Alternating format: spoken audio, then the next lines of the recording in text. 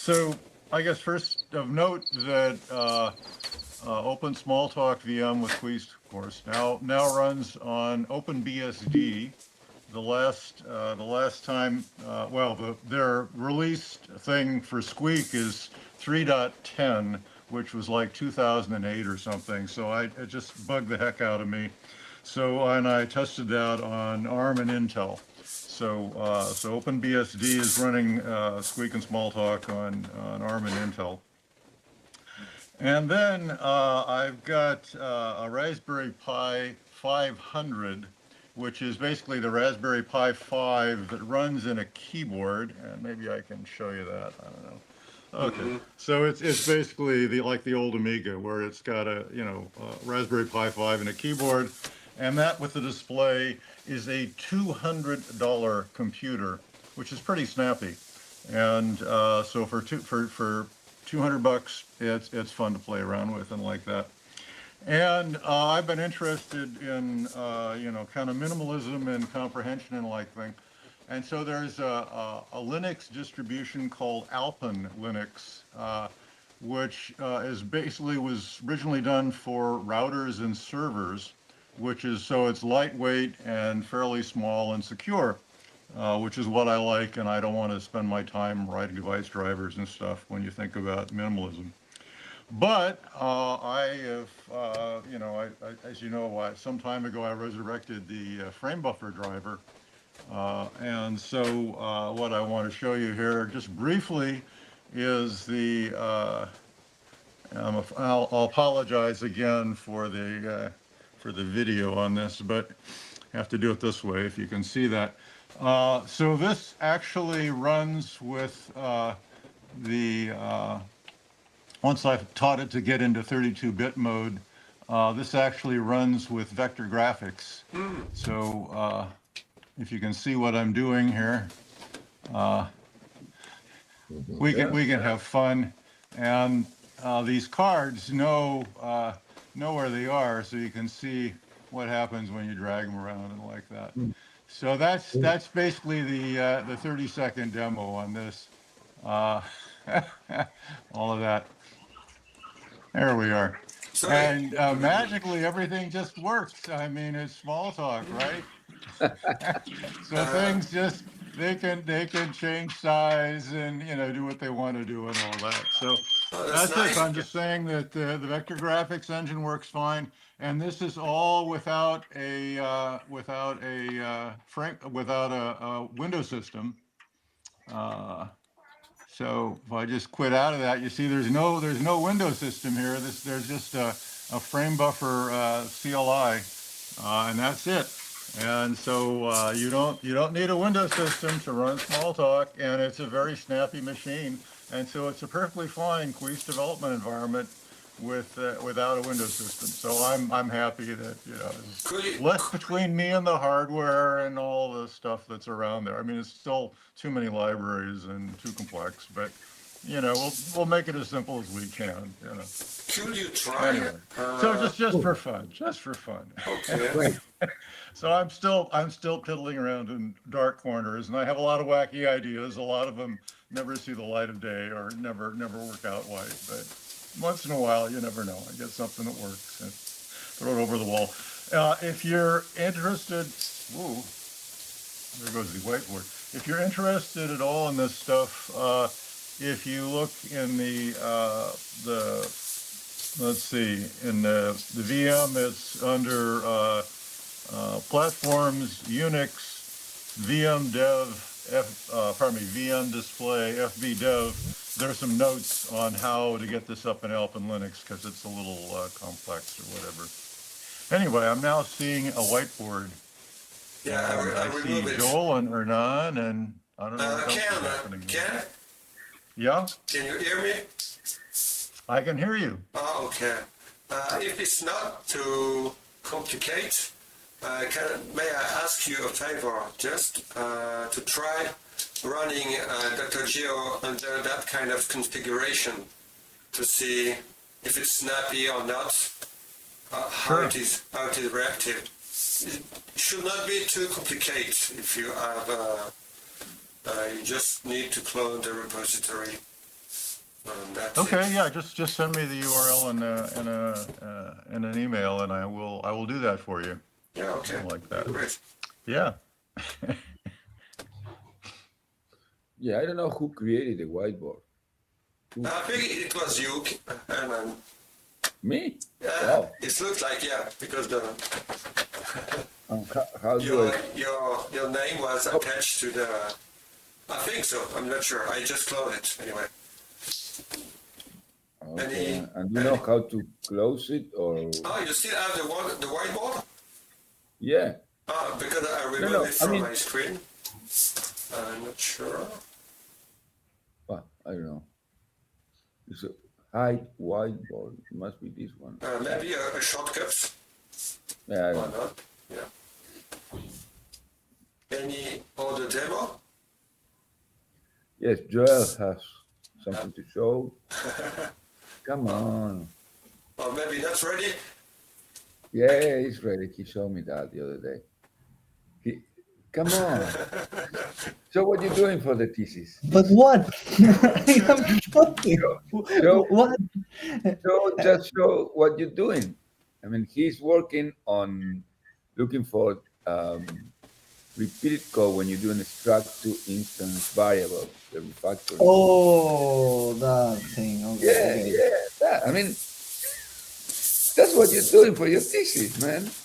Don't you know that? Yes, but I was thinking about what I was doing right now, No, no, and no. this Just is a work in progress. a work in progress. But yes, yes, I can show you something. I don't know if that is too much. I need to open this. Okay. I think this one.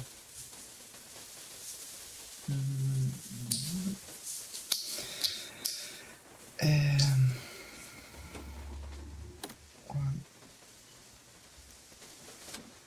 Okay. Oh, no, no, no.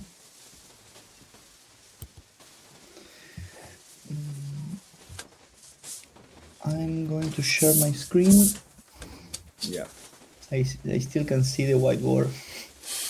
Yeah, I don't know why. Well, you can write something down. Then I think. Can you see my screen? Yes. Yes, perfect. Okay. Okay. This is not something that I want. But what I've been working, I don't know why it's happening this. But okay, I have a problem with that Close method. that browser and open it Yeah, again. Close it. I have many browsers open. This, oh, this does not exist.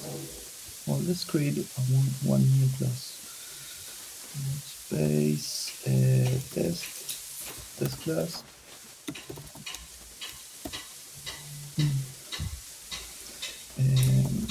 Give me. Let's go to here. Okay, what I've been working is on extract temporary refactor.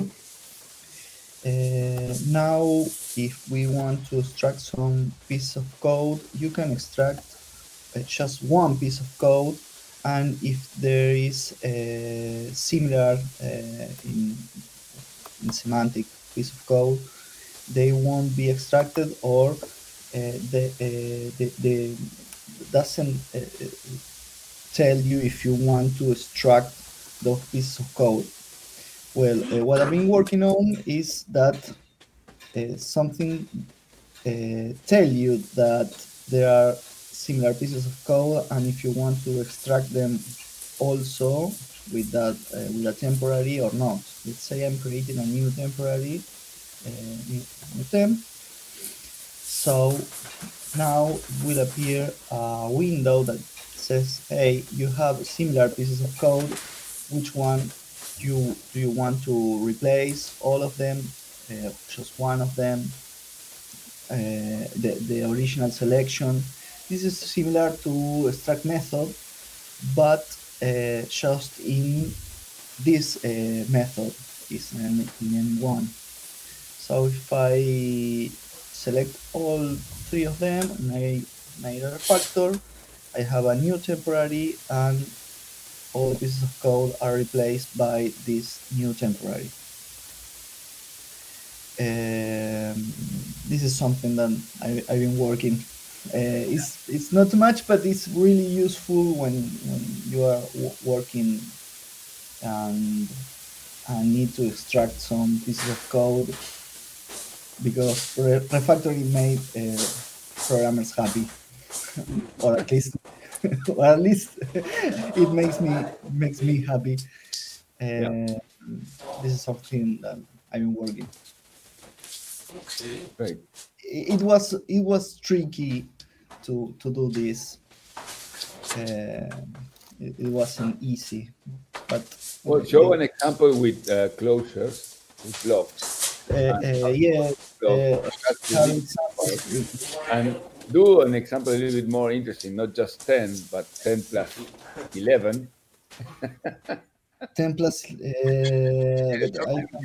I can put a 9. 9 is more interesting than 10, but if Yeah, but I not put only something 9, in a block, 9 plus something, man.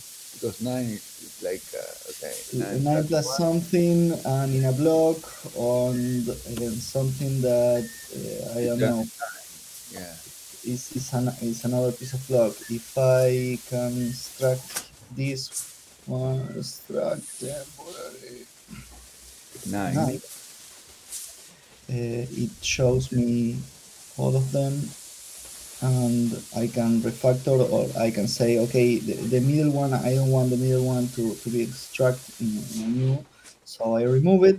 So I have this one and this one, the first one and the last one. So if I refactor them, the 9 will appear here, because it's the common Scope. scope. It's the common scope of both pieces of code. Cool. Uh, Okay. That, that was something really tricky to do, because which is the scope. It was something really interesting to find. Joel. Yeah, it's either. Can it work with a more complex literal? For example, I'm not sure if it makes sense. Creating a new instance with some parameters. For example, let's say you write 10 GCD colon and 5. Yeah, and you repeat that kind of code, or it's only for literal. No, I think it will work with any piece of code. Factory extract temporary. This work with Yeah, any good. piece of code. If I refactor this, it works, Okay. because it will look for the node, this node. I mean, in the EAST, I think it's EAST. AST. AST, it will look for that node, and try to replace that node. Let's say Okay. So So here something like that. so it it's works the same way as the struct method. The struct method looks Yes, for similar code using the equivalent message in the AST. So struct method is a little bit more complicated because you can yes, select more than one collaboration. You can select many statements. So looking for the same piece of code in an extract method is more complicated, as I said. But here we're just using the same idea. Each AST knows if it's equivalent to another EST node, okay. and yes. that's what we're using. So yeah, so you can. do it with any kind of message send, not only literals. Okay. So in some circumstance, you may want to have the same code producing several instances. So in that case, you can discard the refactoring, I guess. Yes. Yes. I mean, imagine you want to create several box morph. Yeah. Yeah, of course. I mean, In if you some, have, in some circumstance, you want to have several box morph. mhm.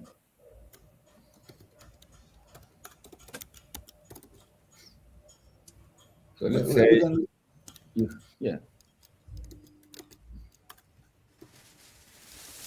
let's say something like this.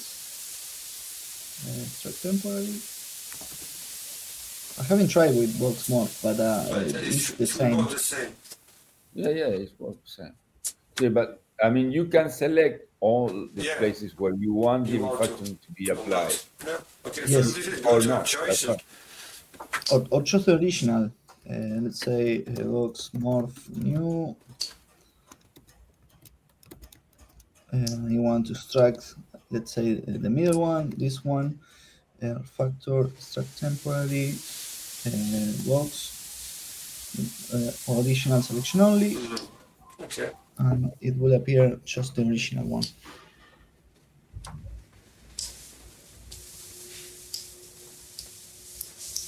Right? Yeah.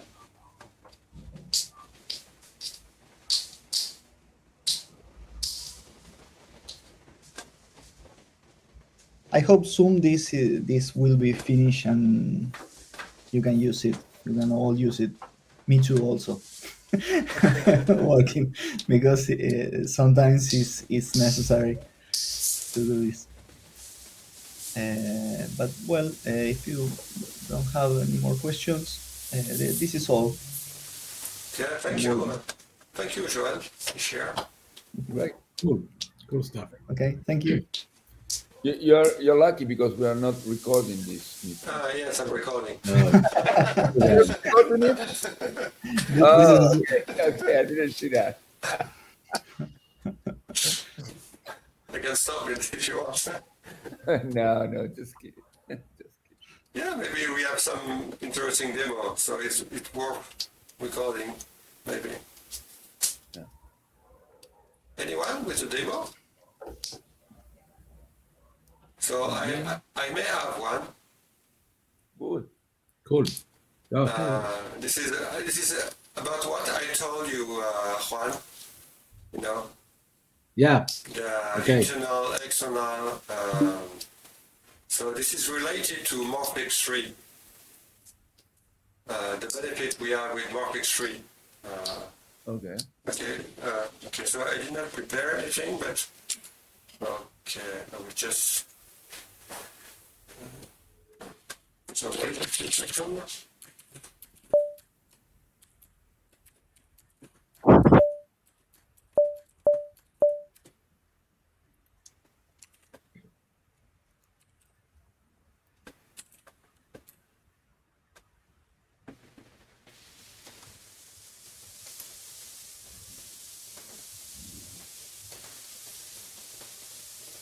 Okay, so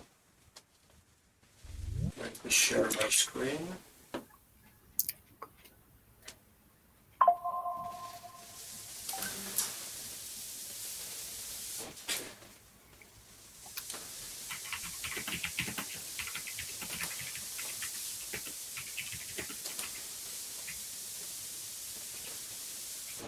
Quiz. So can you see it? Can you see my screen? Yes. yes, Yes. Okay. yes. Okay. So I will just show you something in the application. Not here. Yeah. Okay. So so this is a ruler. This is a morph. So nothing is special about this. you have two buttons on this ruler, and of course you may want to extend the size of the ruler. So, okay, you have the button there to do that. So when you go, okay, right, it expand, then right, it shrink. Okay, so you can imagine you just need to write this code. You just need to see the value of the mouse. When it increase on the axis, the ruler will increase. When it decrease, it will shrink the ruler. You see the, okay, so we have the axis there. So we just follow the delta of the x on the mouse position. Is it okay for everyone? Yep. Yeah. So, but the problem, the ruler, you may want to turn it around. So, for example, like that. So, in that circumstance, the mouse position will not be okay. Decreasing, increasing. Oh, we can make it even a bit more complicated. Oh, yeah, it is. I should not have used this there, but okay. Okay, maybe I should not do that here. Okay, let me do this differently.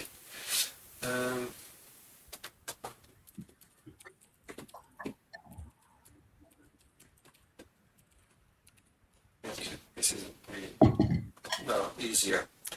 So okay, the same things. Okay, so when I turn around the ruler, the problem is that if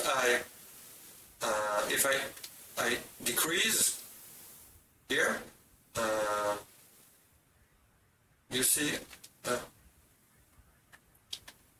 because here you see the ruler is expanding, but the X position of the mouse is decreasing.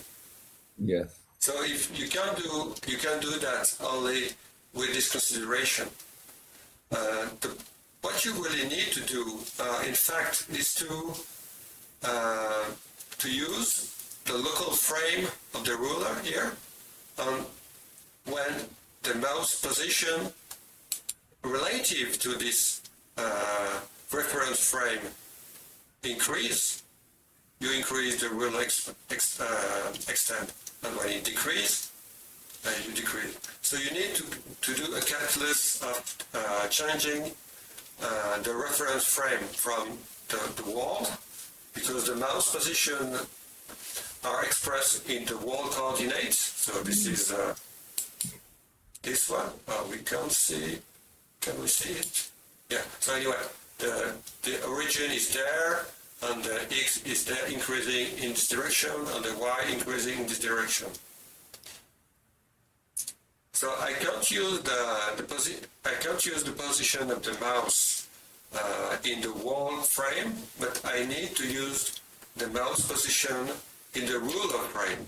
So in that case, when I convert the mouse position in the frame of the ruler, I will still consider the same rules. If the x increase, I increase the ruler. If it decrease, I decrease the ruler. So the code is made because Morphic 3 has this idea of local frame. So here we see the local frame. This is rotated of the ruler. Because Morphic 3 have this notion of local reference frame, you can convert a position from one reference frame to another one. And this is very easy to do that with Morphic 3. So I will just show you the code to do that.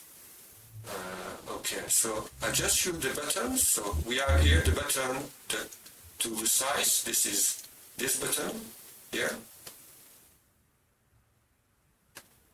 So this is to resize. This is this button, and the method is there. Resize ruler. It is very short. So how it is working? So first we ask for the mouse event. If there is something moving with the mouse, we will ask for the position. So the position the position of the mouse, we get it with even position. Then, from the ruler, we will ask it to internalize the coordinate of even position, so from the world to the one of the ruler. So it just does the computation. Then, because we previously recorded the last end position here, but still we internalize it, so we have the previous end position in the reference frame of the ruler. So we just need to do this calculus to decide if we increase or decrease the mouse length. So this is just a x delta of the mouse position expressed in the frame of the ruler. So this kind of handling, I mean, this is a usability handling, because this is really following the direction. There is nothing tricky about that. So this handling can be tricky if you don't have this local reference frame. But because we have these reference frames on Morphic 3, this is mostly trivial to do that. So this is the framework that allowed it to do that kind of things. So this is very, very, very neat. I have some other situation like that. I think when rotating the ruler, I have something that use that kind of stuff. But I'm doing this in the other way. I'm externalizing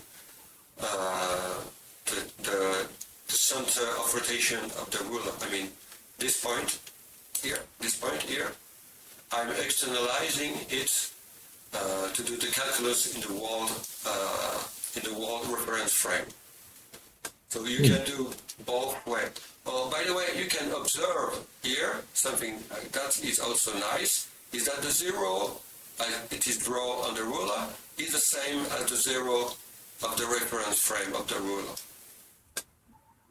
Okay, so I think that's it. Can you use the position of the hand instead of an event? Okay, let me. We don't hear you very well. Okay, I will stop my. Can you hear me? Yes. Okay, now better. I wonder why do you ask for the last event? Why you don't have the event already? Who calls this resize? Because the first time, maybe I show the code again. I mean, why are you looking for an event, the last event, and then asking the position of that event? Why don't you just use the position of the hand? Because There are events. I'm calculating, I don't know, a delta. So I need to position. No, but they should be the same. Asking the position of the hand and the position of the last event, they should be the same point. The true, okay, I will tell you something. Where is my, okay. Because maybe before you implemented it with an event as an argument. No, because the first time, the first thing I implemented is to rotate. And to rotate, I need to mouse position. I don't know, yeah. So, you know, okay, if you come here, if I click, I'm not moving, but there is an event. So if we record a first position, then when I move, you come here to get the second position. So I think to resize.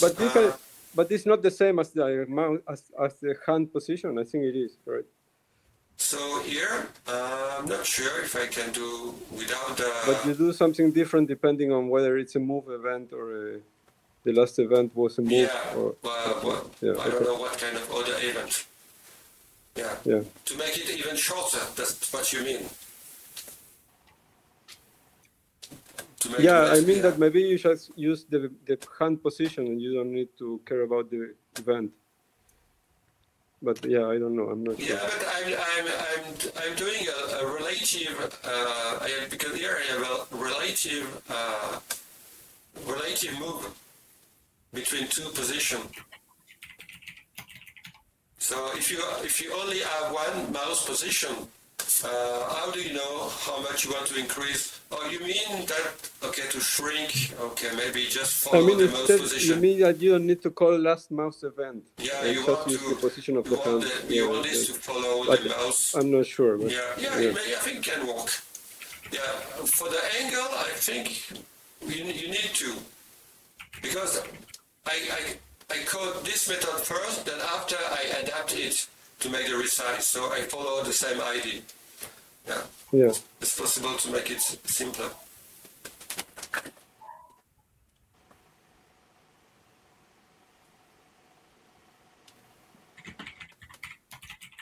Yeah, okay. Very nice. One comment that maybe it's worth doing is that in most graphics frameworks that they don't handle application level coordinate systems for you, you need to replicate that logic in every application. So it's a lot of code. Any Yeah, of application course. doing graphics needs to include all the code to do Yeah. all the Oh, yeah. geometry transformations.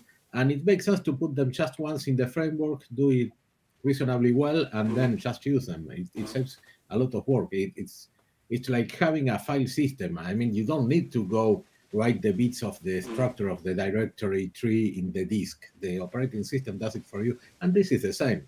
Why every application needs to do that if it's always the same logic? So I use it a couple of times. I don't remember the other times, but it's very powerful.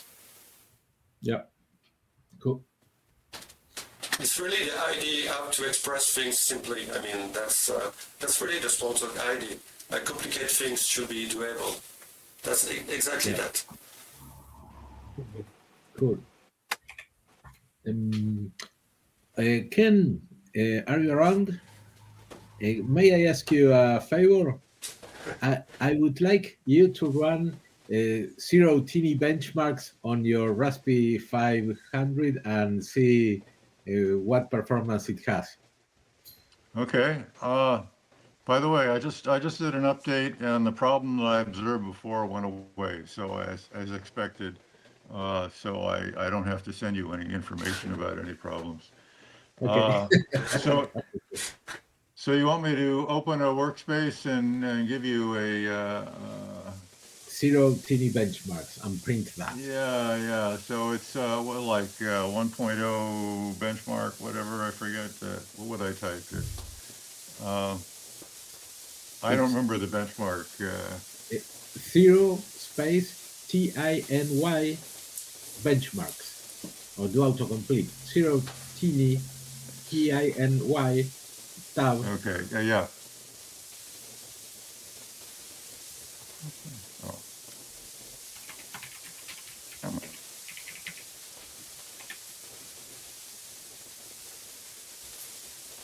Zero, tiny benchmarks, and print it. And 1.64 gigabytes per second, 129.13 megasense per second. So 1.64 gigabytes per second, basically 130 megasense a second on the Raspberry Pi. Cool. That's super fast. That is. Yeah, it's just pretty snappy. This is a Raspberry Pi 5. It's about a little over twice as fast as the 4. So it's I'm and running, as I say, a $200 computer with the display and that the CPU and the keyboard. It's pretty nice. it's amazing. I'm running on an Intel i9, a few years old, but rather high-end MacBook, and it's not twice as fast. It's less than twice as fast. It's 100%, 50% faster. I get 2 gigabyte code per second and 200 megasense per second. So it's not that far, and it's a very small, low-power computer and cheap too. So amazing. Thank you. Yeah, well, if you want an inexpensive computer, the Raspberry Pi, it just I've always hated the Intel architecture, push pop, and all of that. So I cut my teeth on 68K architecture and stuff. And so Oh, I didn't know that. risk machines make a lot of sense to me, but not, you I, know. I still would rather code in Motorola 6809 rather than Intel. Sure. Yeah, But I mean it. ARM Well, is even cooler than Motorola. What? The ARM ARM. CPU. Yeah. If you want Yeah, to yeah, write and kernel Risk assembly 5 is very great. nice and very clean, but it just isn't there yet. But But even yeah, even the ARM the chips are ARM, pretty nice. quite good. Yeah. Okay. Cool. So I can mention, I can say something completely different. I had a second class yesterday on the university. The guy showed, and I showed them Smalltalk quiz, and they were amazed. You know, it's very nice to see students to be amazed, and they were amazed with the examples I showed them, and they were trying to understand why. How is that possible? Because one of the things I do is I show them, 10 factorial, and then 100 factorial, and then 1,000 factorial, and then 10,000 factorials, and they couldn't believe that you could see the result, and it was fast. And then I did a thousand, no, 10,000 factorial divided by 9,999 factorial, and it was 10,000. And they were like, "Wow, how can you do?" And, those kind of things are amazing, and trying to understand. And what I told them is, just using the same representation as the hardware is pretty easy. That's what C does. That's what C++ does. Doing what Smalltalk does is difficult and very interesting to know how that is implemented. So, I think it's a Yeah, good start for them Oh to yeah. dive in. Cool. what I tend to say, Hernan, is that with Smalltalk and Scheme, a couple other languages, math is much more like you learned in high school math, That's right. because you can add a third and a half and a sixth, and you come up with an exact one, Exactly. rather than point nine nine nine nine nine nine Exactly. nine Well, seven, what I showed them is one third plus 2/3, Yeah. and that Yeah, becomes That's one. nice example. And non-zero, yes, that's yes. 19999. Yeah, that's right. Yeah, Yeah. yeah, yeah, yeah. And the other thing is if you load the complex package, then you can take the square of the square root of -4 and get -4 back, which is also impressive. So Okay. I play with that. Okay, I didn't know that. yeah, you have to check that out. Okay. Most schemes do a pretty good job there. Sometimes you get 4.0, -4.0 because of the Yeah. calculation. But Yeah. This is anyway, why but I still want to do very impressive. the Debo project for schools as well with quiz. I mean, with Smalltalk and Morphic, because you have this power to express math as well. I mean, the rational number and the thing like that. For user programming, it's much better if you can express number with rational. You can write Smalltalk script that are more meaningful. So, okay, Yeah. and there is good Yeah. value in that.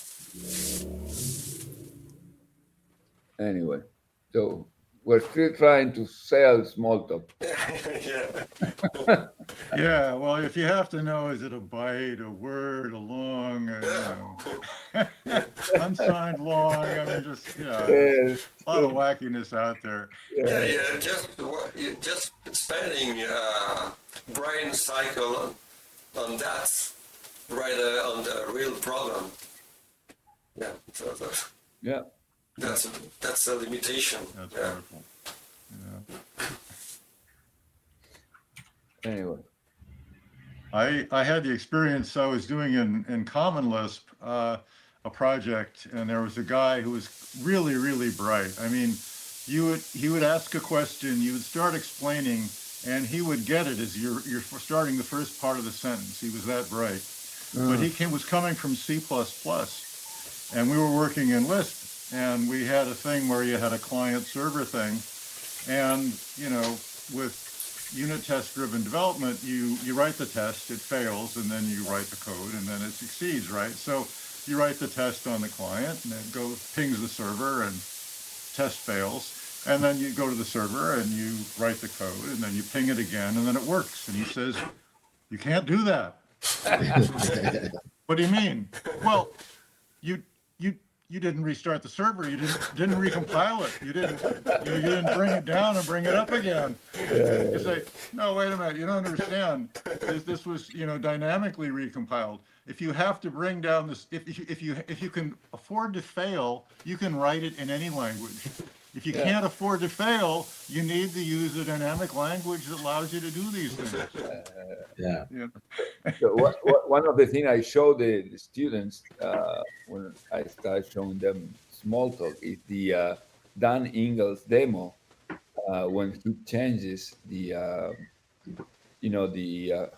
how to select text. He did that demo 2 years ago on the Computer History The Museum. Yeah, with the Alto, with the real one, with Smalltalk 80. And that's because when Steve Jobs went to Xerox PARC, he said, selecting that code, it shows all that black thing, and it's a little bit scary because it's like a hole or something like that. And so what Dan did is to change the method that selects a text. And he did a trick. It's in the demo.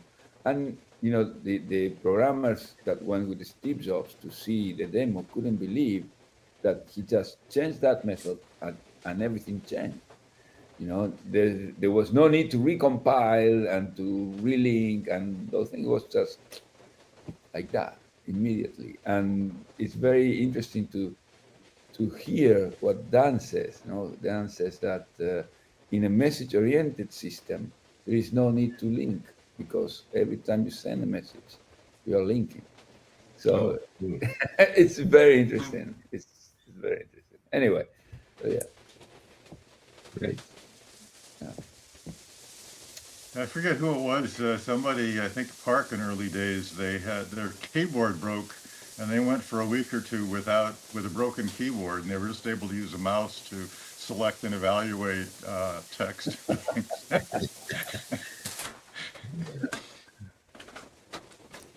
Anyway, so anything else to talk about?